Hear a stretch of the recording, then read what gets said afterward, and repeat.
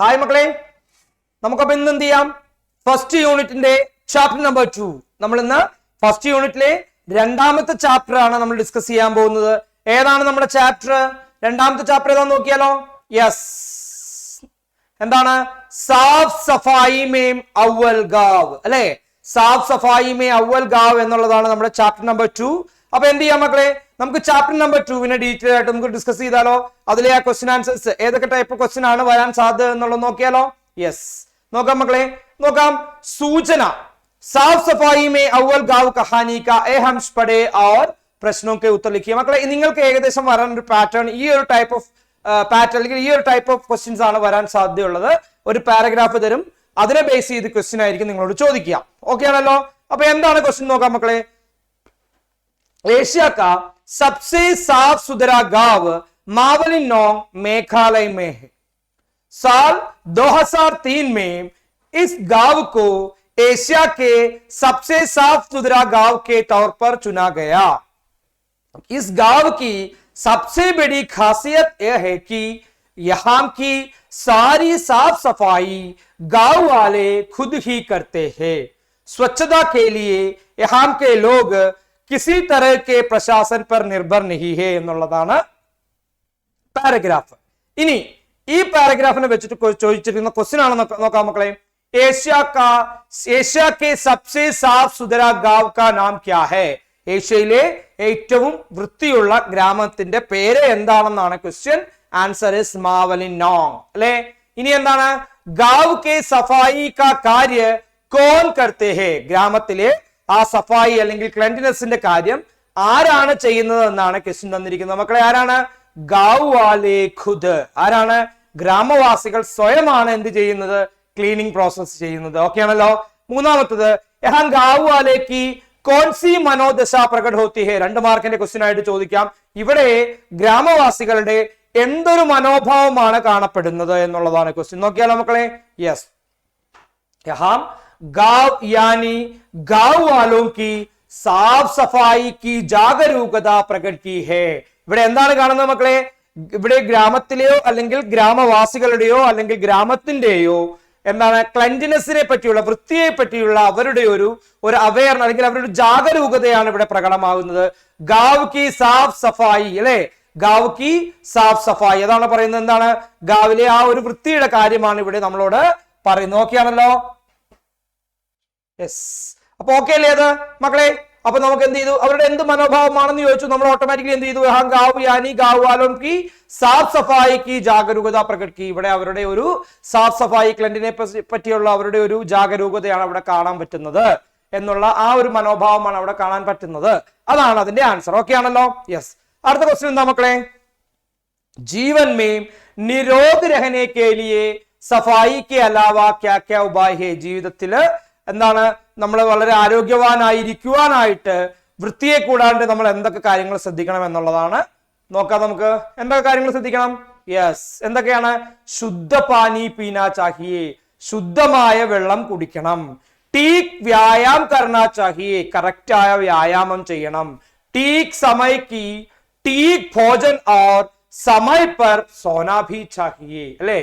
ടീക് സമയ കി ടീക് ഭോജൻ और എന്താണ്? സമയ പർ സോനാ ഭി ചാഹിയേ, കറക്റ്റ് സമയത്തുള്ള ഭക്ഷണവും അതുപോലെ എന്താണ് കറക്റ്റ് ആയിട്ടുള്ള ഉറക്കവും നമുക്ക് കിട്ടണം. ഈ കാര്യങ്ങളും കൂടി നമ്മൾ എന്ത് ചെയ്യണം? ശ്രദ്ധിക്കണം എന്നുള്ളതാണ്. ഓക്കെ ആണല്ലോ?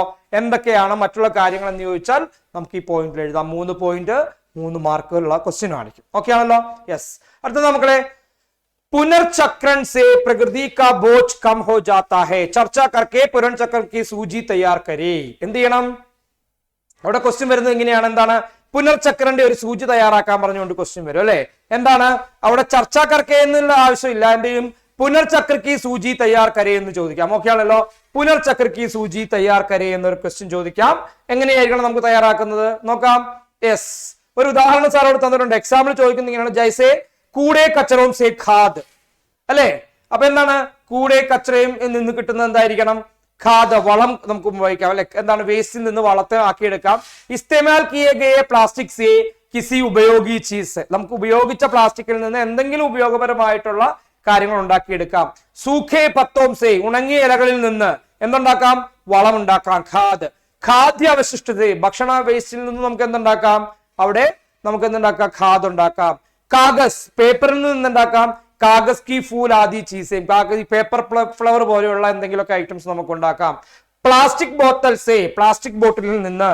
പൗദേക്കോ ഗംല, അല്ല എന്താണ്, പോട്ട് പോലെയുള്ള ചെടികൾക്കുള്ള ഒരു പോട്ട്, ഈ പോട്ടൊക്കെ പോലെ എന്തെങ്കിലും സാധനങ്ങൾ ഉണ്ടാക്കിയെടുക്കാനായിട്ട് സാധിക്കും. ഓക്കെ ആണല്ലോ. അടുത്ത ക്വസ്റ്റ്യൻ എന്താ നോക്കിയാൽ മക്കളെ, സാർത്ഥക് വാക്യ ബനായിയെ. ക്വസ്റ്റ്യനിൽ നമുക്ക് ഉറപ്പായിട്ടും ചോദിക്കാൻ സാധ്യതയുള്ള ക്വസ്റ്റ്യൻ ആണ് സാർത്ഥക് വാക്യ, അതായത് അർത്ഥപരമായിട്ടുള്ള വാക്കുകൾ ഉണ്ടാവുക, വാക്യങ്ങൾ ഉണ്ടാക്കുക എന്നുള്ളതാണ്. എന്തൊക്കെയാണെന്ന് നോക്കിയാലോ നമുക്ക്. യെസ്, എന്താണ്, സാഫ് സഫായി ഹമാരാ ദായിത്വ ഹേ. ഓരോന്നും നിങ്ങൾ എന്ത് ചെയ്യുക, ഓരോ കോളത്തിലാക്കി ഇടാട്ടോ. എന്ത് ചെയ്യാം, നമുക്ക് അതിനെ ഒരു കോളത്തിലേക്ക് മാറ്റാം. ശ്രദ്ധിക്കുക, നമുക്ക് ഓരോന്നിനും ഓരോ കോളത്തിലേക്ക് ആക്കി മാറ്റിയിടാവുന്ന രീതിയിലേക്ക് മാറ്റാം അല്ലെ.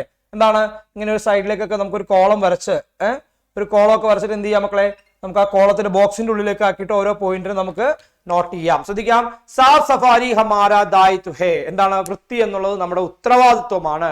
സ്വച്ഛ് നഹി രഹേഗാ തോ സ്വസ്ഥ് നഹി ഹോഗേ, തൻ ഹോ യാ മൻ ഹോ സഫായി സരൂരി ഹേ. എന്തായിരിക്കണം, സ്വച്ഛ് നഹി ഹേ, വൃത്തി ഇല്ലെങ്കിൽ എന്തുണ്ടാവില്ല, നമ്മുടെ ഹെൽത്തും കറക്റ്റ് ആയിരിക്കില്ല.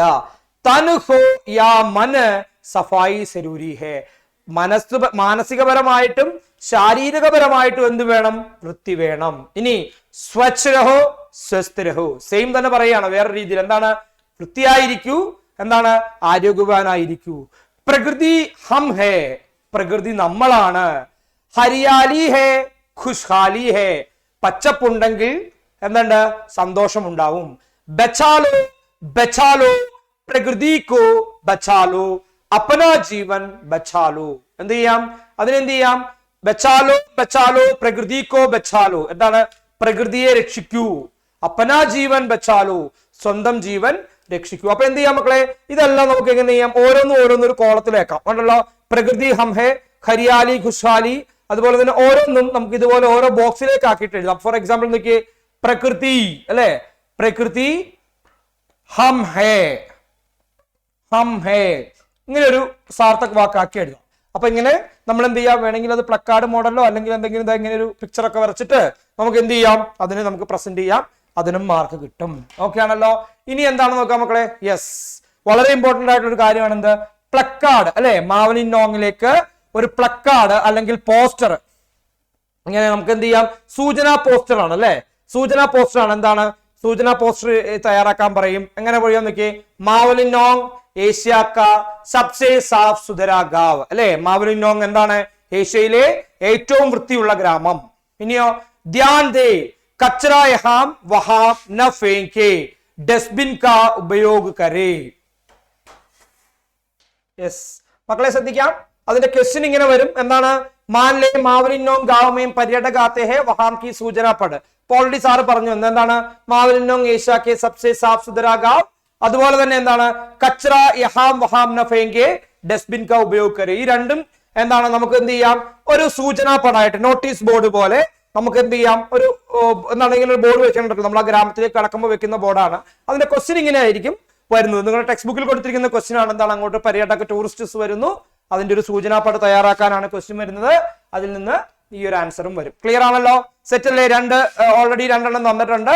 ഇത് വെച്ച് നിങ്ങൾ ചെയ്യുക. എന്തായാലും 4 മാർക്കിന്റെ ക്വസ്റ്റ്യൻ ആയിട്ടായിരിക്കും നമ്മളോട് ചോദിക്കുക. ഓക്കെ ആണല്ലോ. യെസ്, നോക്കാം മക്കളെ. അടുത്ത എന്താണ്, സഫായി കെ വിഷയമേ एक निबंध तैयार कीजिए അല്ലെ. ക്ലൻജിനെസ്സിനെ പറ്റിയിട്ട് ഒരു നിബന്ധം തയ്യാറാക്കാനായിട്ട് അല്ലെങ്കിൽ ഒരു എസ്സേ എഴുതാൻ വേണ്ടി നിങ്ങളോട് ചോദിക്കാം. നമുക്ക് നോക്കാം എങ്ങനെ എഴുതാമെന്നുള്ളത്.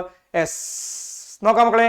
स्वच्छता जरूरी है क्योंकि साफ सफाई से हम जीवन में आने वाली कई परेशानियों से മുക്തി പാ സക്തേ ഹേ. എന്താണ്, സ്വച്ഛത, ക്ലെൻലിനെസ് വളരെ അല്ലെങ്കിൽ വൃത്തി വളരെ അത്യാവശ്യമാണ്. എന്തുകൊണ്ടെന്നാൽ എന്താണ്, വൃത്തിയിലൂടെ നമ്മുടെ ജീവിതത്തിലേക്ക് വരാൻ പോകുന്ന നിരവധി പ്രശ്നങ്ങൾക്ക്, പരേശാനി, പ്രോബ്ലംസിന് എന്ത് ചെയ്യാം, അതിൽ നിന്ന് നമുക്ക് രക്ഷപ്പെടാനായിട്ട് സാധിക്കും.